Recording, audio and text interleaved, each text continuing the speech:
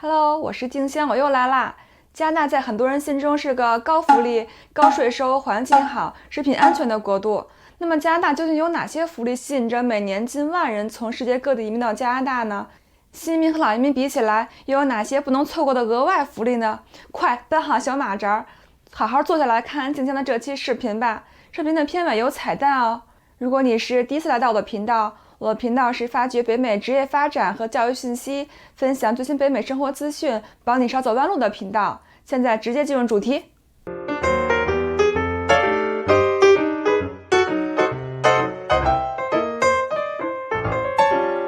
第一点我们要说的是健康医疗福利。在加拿大呢，健康及医疗服务呢是通过一个公众健康保险体系提供的，每个省呢都有自己独立的体系。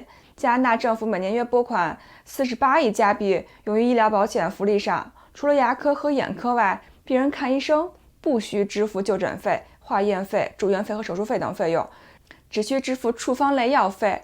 如果你的家庭医生认为你需要住院甚至手术，不论手术大小，一切费用全部由医疗保险计划负责。在住院期间，病人的伙食药费都不用自己支付分文。而且65岁以上的老人呢，和领取社会救济的人，其处方药呢，大部分也为免费提供的。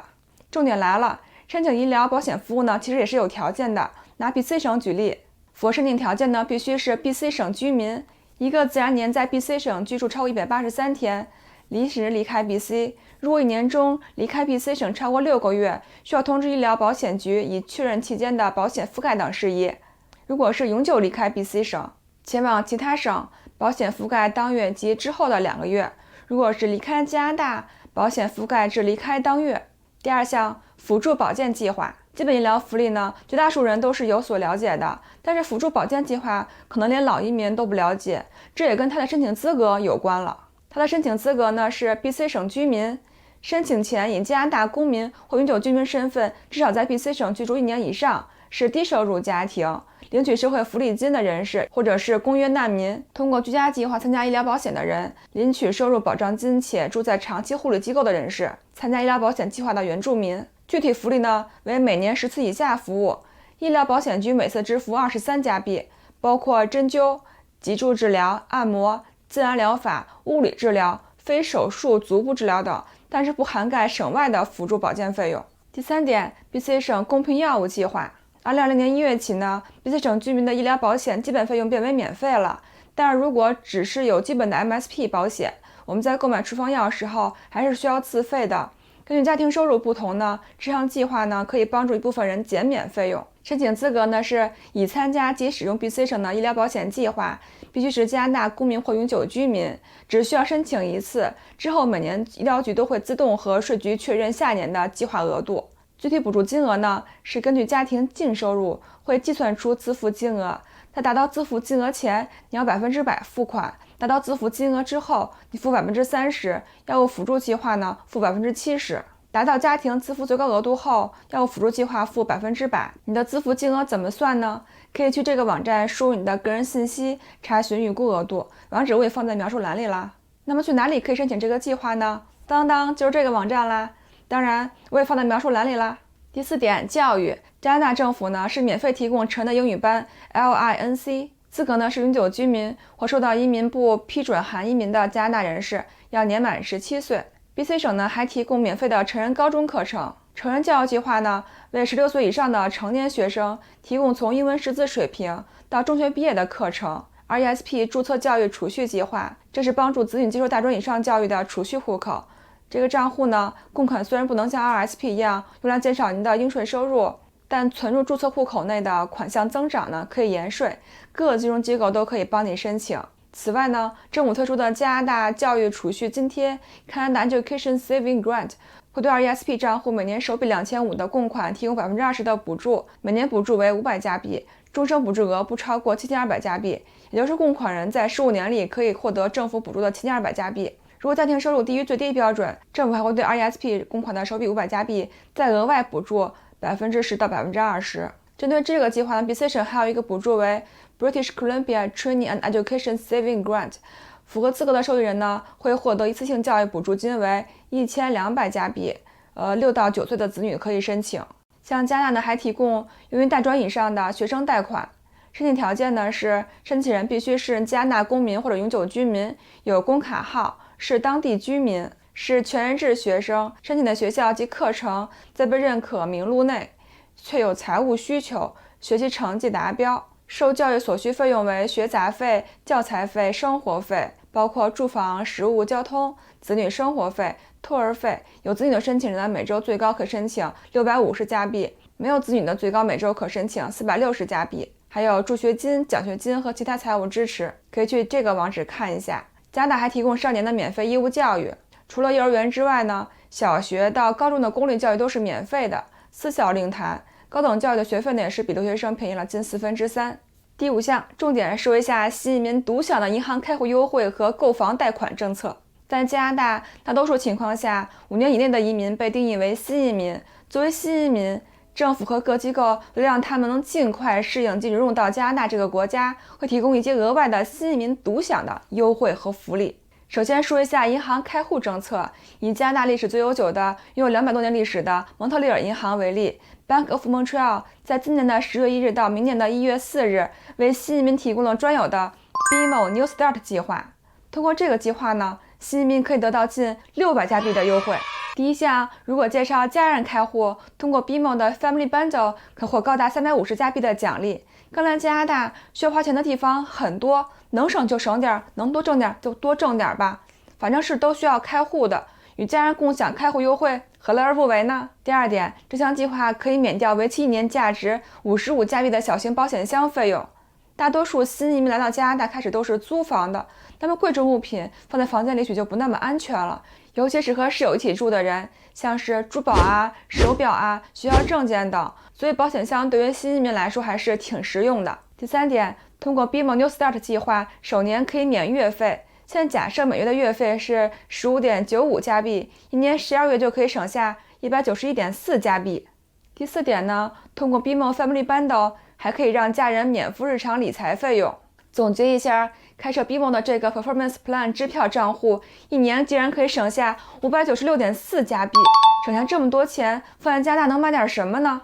你能买到298杯 Tim Hortons 的中杯咖啡，或者是32GB 的 Apple iPad， 或者是一件加拿大鹅牌子的羽绒背心儿。反正刚来加拿大都是需要开户的，同时给自己赢得一些额外的奖励，不是更好吗？提醒一下，这项开户优惠计划是限时有效的，有效期为今年的10月1日到明年的1月4日，而且各个家庭成员之间的账户信息是独立且保密的，大家的隐私呢也可以得到保障哦。申请这项计划的网址和一个编有详细说明的微信文章的连接，我也放在描述栏里啦，新移民一定不能错过哦。很多银行呢，近年都提供200万加币以内的房子，5年以内的新移民可以享受房屋贷款额度高达总房价35%的贷款政策。所以很多新移民为了享受这项福利，也会在移民5年内就购房。如果是老移民呢，按照目前的政策，除了要经受住压力测试外，大多数人也只能贷到前年报税收入总额的5到7倍。我们可以举例算一下，如果你是买一个150万的房子，新移民首付呢只需要支付52万5千加币即可。但如果是老移民呢，如果前年报税总额为5万加币，那么能贷到的额度为25万到35万加币之间。所以如果想贷到与新移民贷款额度相一致的水平，年薪至少7万多加币才可以，看出差距了吧？当然，虽然新移民首付只需要付35%，你也得根据自己的贷款偿还能力来买房，别为了还房贷降低自己的生活质量啊。第6项，就业保险金。就业保险金呢，其实也就是失业金。失业金这项福利呢，在太平盛世时可能不会太有人注意，毕竟失业的是少数人。但是经历了这次疫情，加拿大人真正体会到了失业金在紧急时刻有多重要了，真是堪比雪中送炭啊！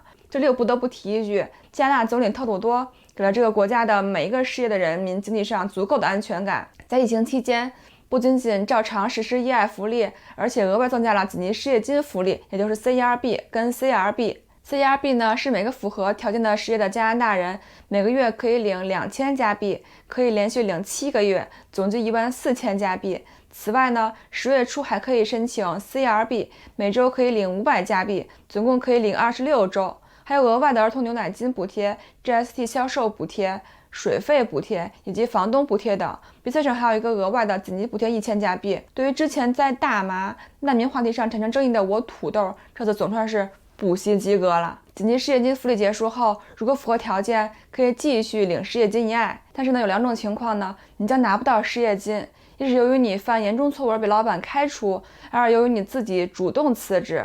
失业金通常是你原月薪的55%，但是有上限。从2020年1月起呢，每周最多领573加币。根据申请人的所在城市及工作小时数，领取时间为14周到45周不等。7、牛奶金。牛奶金呢，就是加拿大儿童福利金，由加拿大税务局 CRA 管理。在加拿大呢，每个小孩从一出生一直到18岁都可以每月领取这笔补助，多少则是根据父母去年的收入而定的。具体申请金额呢，请看我这个2020年加拿大生育福利最全解析这个视频吧。视频链接我也放在描述栏里啦。第8项，产假津贴。产假一案呢，其实是指 maternity benefits 怀孕津贴和 parental benefits 父母津贴。怀孕津贴的比例呢，是按照过去1年工资最高的26周的55%计算，最多不超过573加币一周。同样呢，我在这个视频里有举例详细描述了产假津贴的申领资格、计算额度等相关内容，看过你就会一目了然啦。网址我也放在描述栏里啦。第9点，全民托儿津贴。在加拿大呢，6岁前的小孩的学前教育呢是自费的，而且费用很贵，一个小孩的月托费呢要600到1600加币，因此政府呢就专门拨款成立托儿补助金，申请人需要是当地居民，并且是加拿大公民或永久居民或者难民。政府根据申请人的具体情况，有的申请人呢只补贴一半，有时呢可达到全额补助。